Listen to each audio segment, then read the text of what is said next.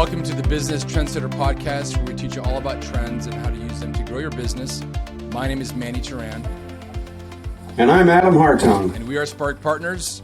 Pleased to be here. If you have any questions and thoughts on how you can grow your business using trends, by all means, follow our podcast, go to our website, spend some time there to learn all about our courses. And speaking of courses, Adam, I want to show you something here. This is my glorious, for those that are listening, you can't see me, I'm holding up my University of Arizona degree in mechanical engineering. And so I was not the best student. I was the kind of student that school was sort of something I had to kind of get through. I was very smart. I am very smart, but when I was a kid, I was very smart to the point where I would never study.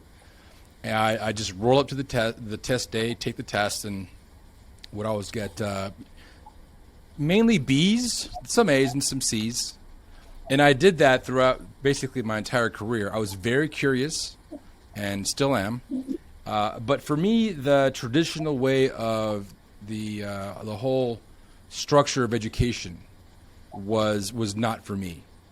But having been raised in a family where I was the first to go to college, there was a certain amount of pressure for me to go through and get this expensive piece of paper here. But having said that, and looking at the way that things are now, where people are taking classes on their phone, people are logging into these sort of user forums, and I mean, you can learn an entire language by spending time on YouTube. So I want to bring that to the conversation, Adam, because really, the world's oldest university is University of Bologna and Oxford and all these old school, built in 1096, and I mean, it's a very traditional way of thinking or of teaching.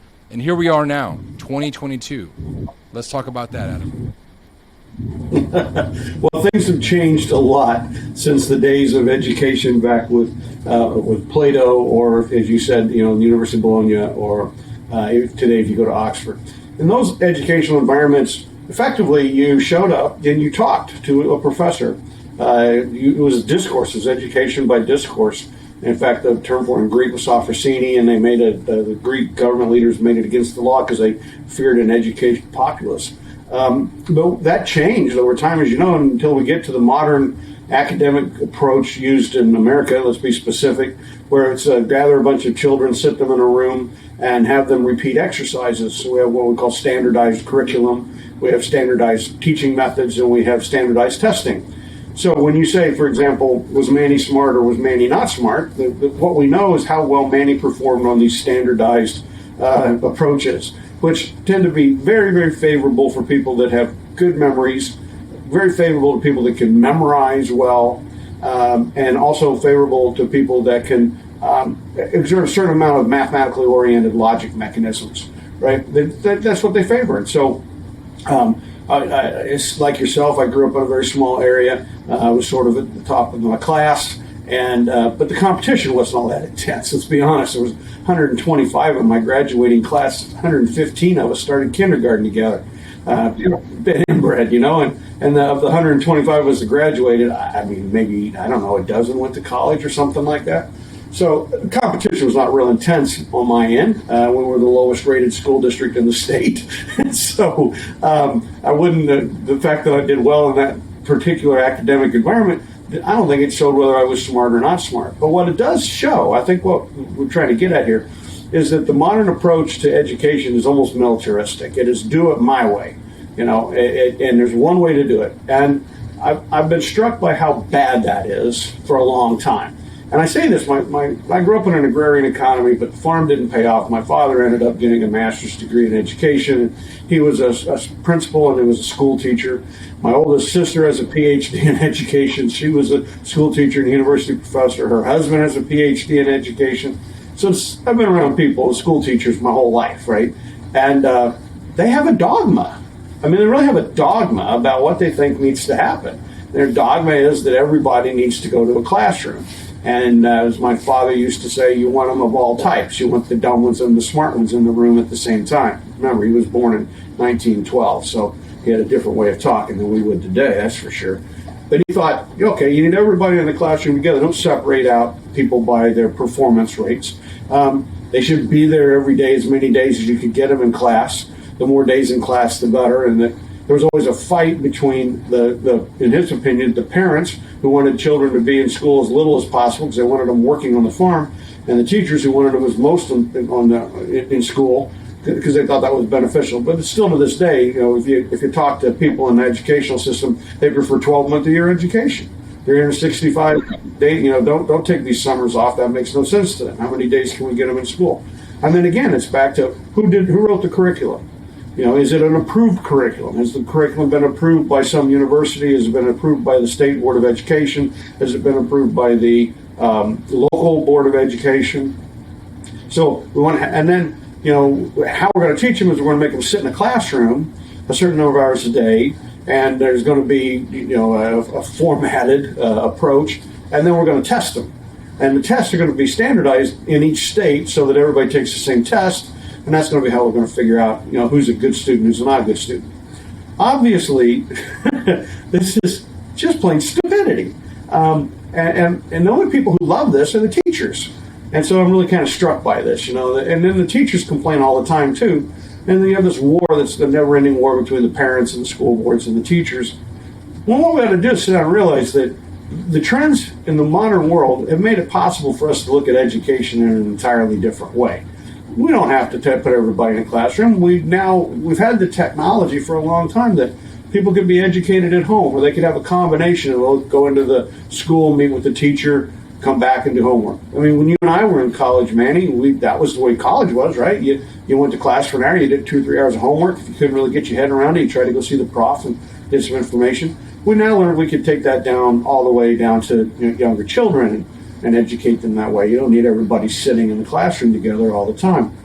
But of course, teachers are fearful of losing their jobs. Now, in the old days, all just teacher stands in front of the classroom and bickers at the kids for a while, tells them what to do, and when the day's over, the day's over.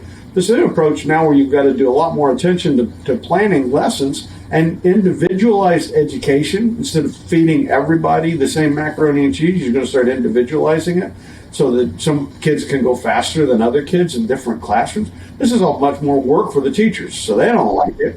They don't like having to do doing the in class and doing the at home. That feels to them too much like they're having to do tutoring. So the reality is that the educational system, in my opinion, reflects something that's 100 years old. Back around 1900, when they were trying to figure out how to educate everybody, back when 1900, coming out of the Civil War, a lot of people didn't go to school, right? Coming out of the Civil War.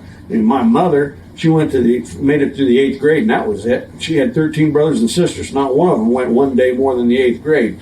And I think there was a couple of them that didn't make it that far, at least. And so, they started saying around, 1900, coming into the Great Depression, let's try to get everybody in a classroom. Let's get everybody educated. So they systematized it. But man, that was the technology of then, not the technology of now. I think we could think about doing this in an entirely different way. Now, what we're seeing right now is that COVID has made it such that these issues of how well we teach and how people learn are coming really to the fore. There's big fights right now. Should students be in the classroom? Should they not be in the classroom? Oh my goodness, we've got Democrats yelling, we've got Republicans yelling, we've got doctors yelling, we've got teachers yelling, we've got school boards yelling, we've got preachers yelling. Everybody's got if everybody's got an opinion about this, why don't you sit down and look at the reality? Instead of making it a political war, the reality is it's obviously better the more you can let somebody learn at their rate, the more you can appeal to them. Lord knows, Manny, what you could have done in the first 12 years of your education if you were not sitting in the same classroom with the same kids doing the same material day after day after day, right? What if you'd had more individualized instruction? You might have discovered that your mathematical capabilities far in excess of the average kid in the town you live. I mean, I know that's got to be true because of your degree. You got into engineering. Well, the average person doesn't like math enough to go into an engineering program. They find the math to be something that doesn't interest them enough. So what if somebody had come to you with, teaching advanced math and teaching some of the concepts of engineering at a much younger age? You might have really loved school at that point, and you might have taken it more seriously. You never know what could have happened. So I guess I want to keep back to is today I think we need to look at technology and realize that what's happening in terms of our desire and the trends are what's going to drive it. And the two big trends, we've been talking about these since we started the pandemic, are mobile and asynchronous. Okay? We got everybody's mobile, and we can do this stuff asynchronously. When you say put everybody in a classroom, you've done away with mobile and you've done away with asynchronously. And then when you say the person at the front of the classroom is required by state law to have a teaching certificate, we've done away with the gig economy and what could happen from gig workers that could be very influential and helpful in teaching people along. So three of our big trends right there are being ignored in this big fight. Then the last one, which is artificial intelligence, has the most promise of all because rather than standardized testing, AI would let Manny every week take a few tests. Let's figure out what's going well. It's not going well for Adam. Let's figure out what's not going well for Manny. And then we could have machines that could come back and say, hey, let's put a little more energy into this educational element for Manny. Let's put it into that educational element for Adam. And so the machines could be telling us how to move students through the program to get a well-rounded education. Our four big trends are telling us what works. And if we just do what works in today's world, we're going to all be a lot happier. It's very true. A good substance there to support your argument is my grandmother turned 90 this past week. And I went down to visit her. She's amazing. She's in good health. And she got a second grade education. Back in the day, right? She was on border town. She was born in the U.S., but then she went quickly as an infant to Mexico. She never knew she was a U.S. citizen until she went. She's actually a twin, and her twin was getting married, and they were going through the paperwork, and they said, "Well, you don't need any of this. You're a U.S. citizen." And she said, "Well, what?" But the whole moral here is that she had a second grade education, and she was able to create several businesses. She had a very successful restaurant that was even asked to go feed the White House. They flew my grandmother, my mother, my aunt, and my grandfather, a few others, with all the equipment and the food and the ingredients. They flew them to Washington, D.C., and they cooked for Senator DeConcini and a lot of the senators. They were that good. Wow. So she did this with a second grade education. And then she went and built a steakhouse that she then sold. And so the point being here is that, yes, you're absolutely right. The way things have been done are no longer serving us. And I know that that's kind of a very charged opinion because there's a lot of teachers out there. There's teachers unions. There's the school board. And I think there's a reason that they are protective of what they're doing because they've had to protect over the past 80 years, right? They've had to really climb that ladder, so to speak. And here they are. And once again, you're getting this giant thing come into play with respect to asynchronous and mobility and all the other things you just mentioned.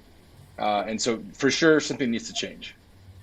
One of the things is I always say, look at demand, look at sales, follow sales. If you follow the demand, you will be successful.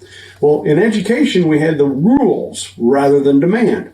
A parent couldn't decide if their kid was going to go to school because most states require somebody to go to school until they're at least 16.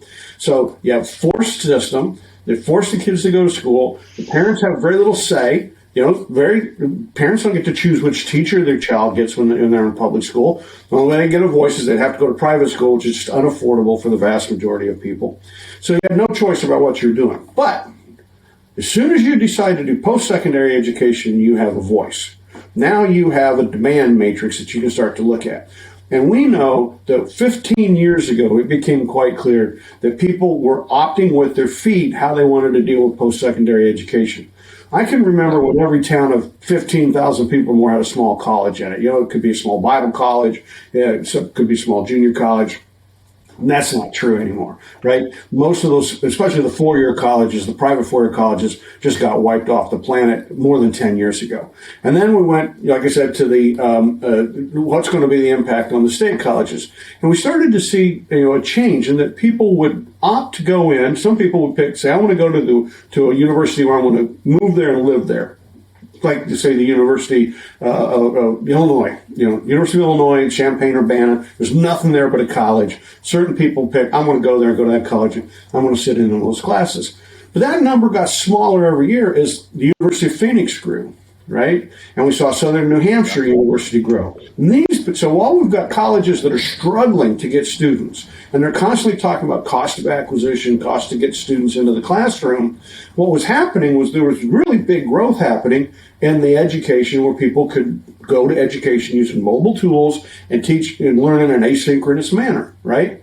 And so we started to see that demand build up. And then, of course, as we got into the pandemic, the universities started to, they had to close. They didn't have a choice, many of them. What are we seeing now? In 2020, we saw a decline in applications to attend four-year colleges, about a 6% decline. You can't call that a trend. That's one data point. In 2021, we had another 6% decline. We're down 11.5% to 13% in terms of applicants to colleges. We've seen that the test taking, like the SAT and the ACT test, that test taking has also declined, same amount, about 10 to 15%, depending on the region you're in. We've also seen that the FISA app, not FAFSA, I think it is. It's the financial aid. FAFSA. Yeah, financial aid package that a student would fill out to try to get some money to go to college. Applications through the financial aid system have dropped 15%. And what we're seeing is that there's a big drop. In the last 2 years, we've seen this 10 to 15% drop, depending upon exactly where you get your numbers, in terms of people that are going to post-secondary education. Now, I was reading articles about this, and the professors are all livid. They're like, "Oh my God, we're going to have a nation of uneducated out there because they're not going anymore." Again, let's back up. Let's take a look at what's happening, okay? You have some degrees that require a post-secondary education. But, look at what's happened to liberal arts and sciences. I think it's wonderful when people love the arts, and wonderful they love literature, and some people want to study that and get a degree. And that's fine. But what we're seeing is that every year for the last 40 years, liberal arts and science graduates have a smaller and smaller employment base. It's harder for them to immediately leave college and get a good paying job. So what it's done is people have drifted into the programs like mechanical engineering, or into business, right? And I remember when I showed up for college, they gave me the thing. I said, "What do you want to study?" I said, "Drama." I thought I wanted to be an actor, right? Why not? I'm 18 years old. I'm looking through the classes I'm going to take, and I'm sitting there, I'm scratching my head and saying, "I'm paying money to take these classes?" And it kind of hit me like, if I'm going to go spend the money to go to college, and I want to put my energy into this, I need to learn something that's going to be very practical and very useful. So I switched to electrical engineering, right? And that was 45, 50 years ago almost, right? And when I'm driving back home to people, as I'm saying, I was thinking of it way back then, and it's certainly true today. And so the people are voting with their feet. They're telling us what kind of an education they want, and they're telling us how they want to get it. And they're saying, "I don't want to apply to a four-year college. I don't want to go through that process of raising money. I don't want to have to drop $100,000 over 4 years to get a degree. And if it's a private college, it's that much a year or more to get a degree," right? They're saying, "I don't want to be that far in debt when I get out of school. I want a different way. I want to involve myself in my education differently."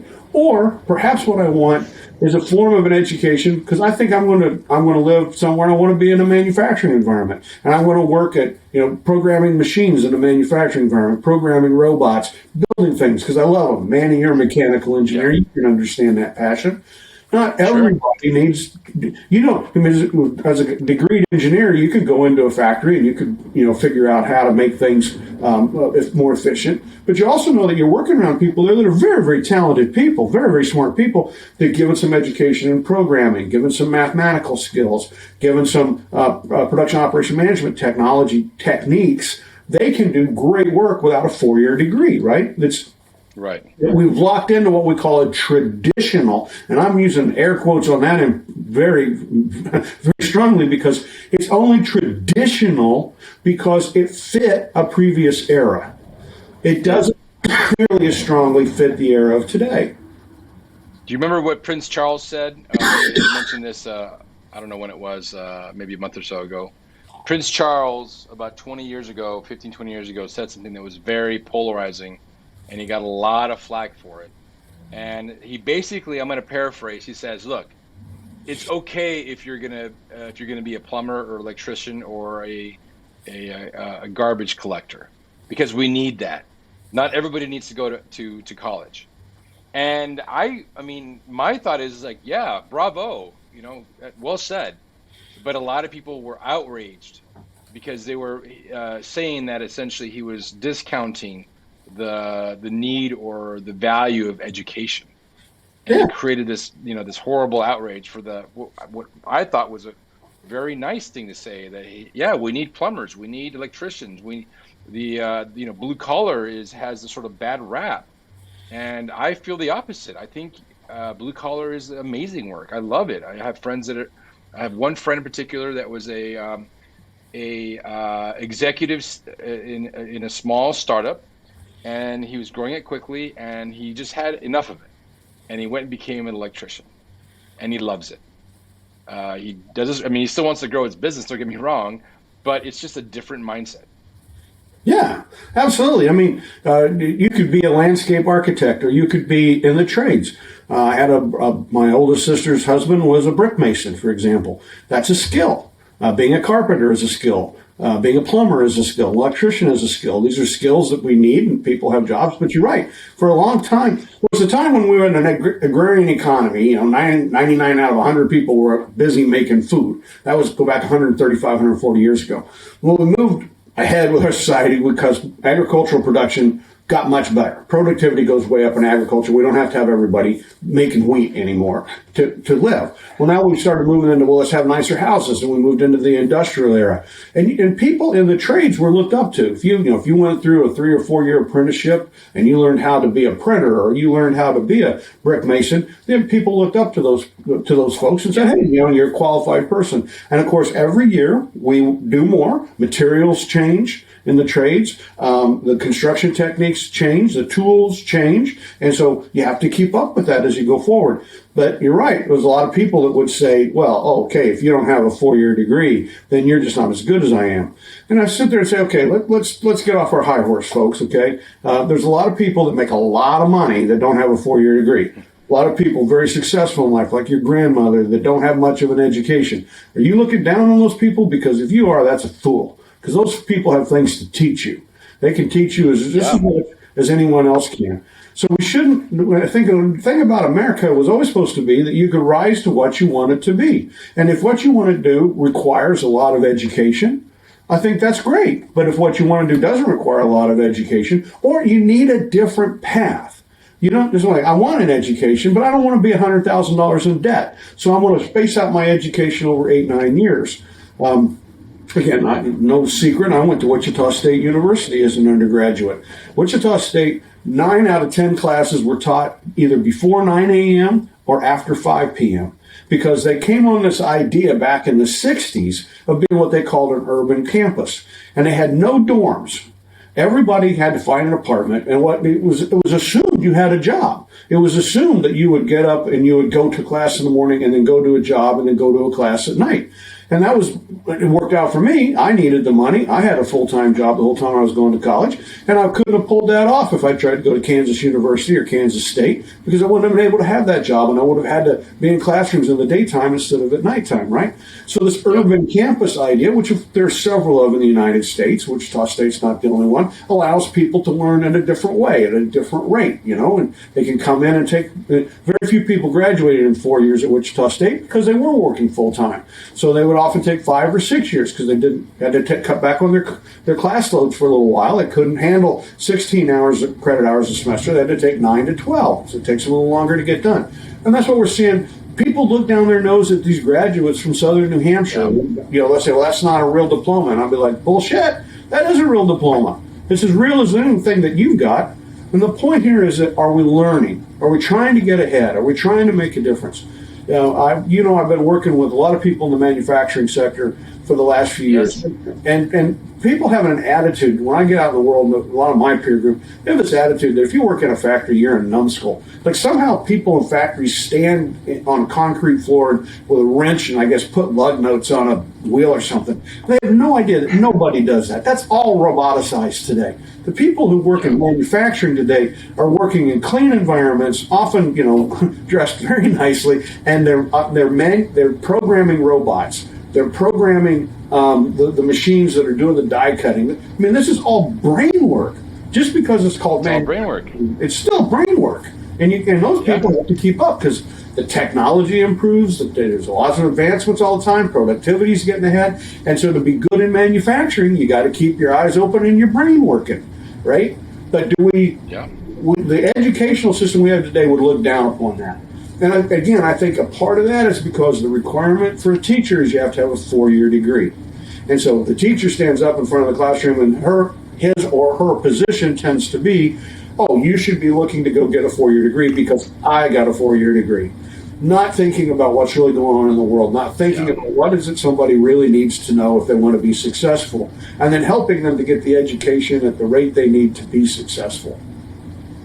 There's a maxim that I use. It's not a very popular maxim unless you really think about it, and it catches people off guard. Okay, you ready for it?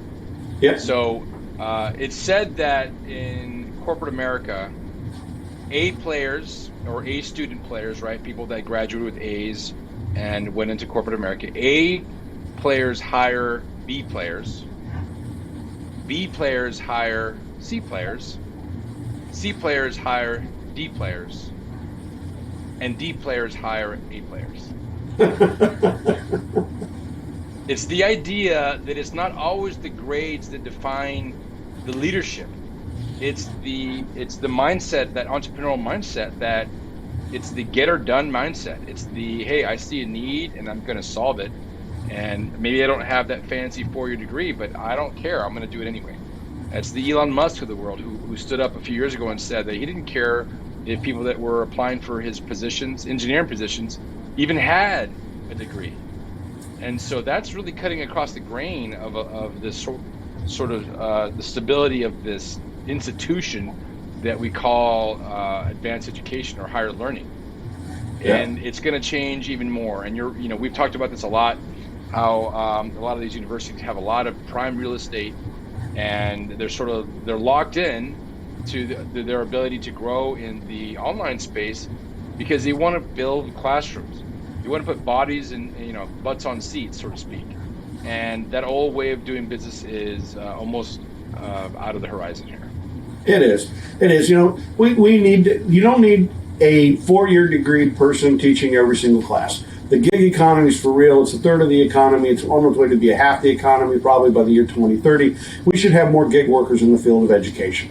If somebody's coming in to, we can start teaching kids as young as 7 and 8 years old how to do programming, right? So why aren't we using more people that have that skill set, that work out in the world fixing computers, using technology, teaching some technology courseware online to the kids at home? So, okay, I'm good at this kind of technology or that kind of technology, biology, biological sciences. There's all kinds of things that gig workers could be teaching. And the idea that we need a 4-year degree person that has a degree in education to be able to teach is just silly. It's just kind of a silly notion. Yes, you do need some people figuring out curriculum, right? And they should be evaluating curriculum. You should have some people that are looking over how the teachers operate. But why shouldn't a teacher have, for support, a lot of gig workers that are working out there, at an hourly rate, supporting up the program of getting, educating these students at ages at their own rate whenever they can be educated. In other words, through mobile technology and an asynchronous program, and then allowing artificial intelligence to test what's going on and seeing are the students getting the education they need. We've got this technology today. It's just that the field of education tries to ignore it, pretend it doesn't exist, doesn't want to adopt it, doesn't want to use it, and it's really to everyone's detriment. Yeah, I agree. And what's good and interesting about Adam and I is that we're not only do we talk about building the house, so to speak, but we actually get our hands dirty. Both Adam and I have our own consulting business. I also have this medical device startup that I'm growing. So we're drinking our own Kool-Aid. And also that goes for our course. Our course is online, on demand. It is these modules that were designed with adult learning in mind. As adults, we learn differently. We don't learn the way that a 10-year-old learns. They can absorb it directly. For us that are maybe past 25 years old, past 20 years old, we really best learn by association. We relate something that we hear or that we see with something that we've actually experienced or already know. and our minds, our neural networks map that to each other. So that's why stories for us just hit home versus just something from a theorem. And so our course is really, it's an action-packed course that really zeroes in on what it takes to take your business to the next level. And really for the next week, we have the $497 price. And so I really want people to understand that we are following our own advice. We are drinking our own Kool-Aid. Our course is asynchronous, mobile. You can take the course on your phone while you're waiting at the bus stop to go to your gig job. Yeah, and I think people should understand that it's built upon the 15 years that I've been doing this, working with people, and then I've been working with you now, Manny, for 3 years. But we sat down and we said, what is it? What's the process that clients go through? And one of the things that you'll find out that we built into the course is at the beginning, you're focused on trends, you're focused on the external world, and you'll start to accumulate this information. You get to a point where you start to apply it, and as you get to apply it, you'll say, wow, I wish I had done more in step one. And that's the beauty of the course. You go back and rework step one or step two. You can get to move forward again. And then you say, wait a minute now, because the first time you try anything, you're not going to be perfect. So you get through the first few steps, and then as you keep building, you start saying, wait a minute, I need a better foundation. You back up 3 steps and redo that step again. And what happens is it allows you to build up that really good expertise. And then, of course, if you're taking a course, you can always call us, right? We're always available to mentor people when they're in the program. And, I don't know why people wouldn't want to take on 2022 and say, look, I'm going to be the best business person I possibly could. I want to lead my organization to rapid growth and not get stuck in those sort of paradigms like we've been griping about with the educational system. It's the same paradigm. It's all about this mindset of working in the business and not working on the business. You need to make time to work on your business. If you want to scale and go to the next level, it's not going to happen accidentally. It's very rare that you stumble upon something that will propel and elevate your company. I know of a company that happened to them. They make parts for cameras here locally, and they were doing pretty well. And then they did extremely well because they literally tripped on something that was a trend. And then just as fast as they grew, when that thing was no longer a trend, they were decimated. They went from 20 to 3 employees. And if they would have taken a course and would have been aware of fringe competitors, they would have known that there was somebody in the horizon right around the corner that ended up taking them down. So I guess with that, I want you to, everybody out there to think about how are you learning and how are you really applying what you've learned to your business. Anything else to say, Adam, before we sign off here? Thanks a lot. Been a lot of fun, Manny. Let's go and get educated. Absolutely. Take care, Adam. Cheers.